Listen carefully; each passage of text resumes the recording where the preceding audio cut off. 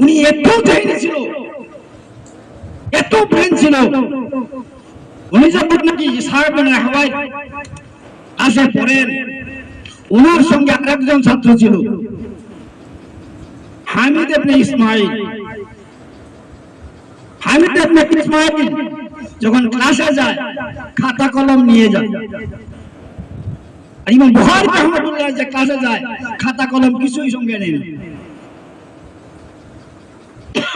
কিছুদিন যাওয়ার পরে হামিদ ইবনে ইসমাইলে বলল, আরে ভাই পড়তা যদি আইসা একটু ভালো হলে পড়ো, আসো যাও, খাতা কলম কিছু নেও না, কাজ চলেও না, কেন সময়টা নষ্ট করতেছো? ইমাম বুখারী রাহমাতুল্লাহ আলাইহি বলল, ভাই কতটা হাদিস তোমার মুখস্থ হয়েছে দেখছো? 15,000।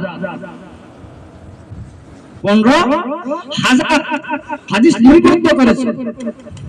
ইমাম বুখারী রাহমাতুল্লাহ বলল, ঠিক আছে, তুমি এই লিপিবদ্ধ 15,000 হাদিস নিয়ে আসো, আর তুমি ধরে যাও, আমি বলে যাই। ইমাম বুখারী রাহমাতুল্লাহ আলাইহি এই 15,000 হাদিস উনি মুখস্থ বললেন।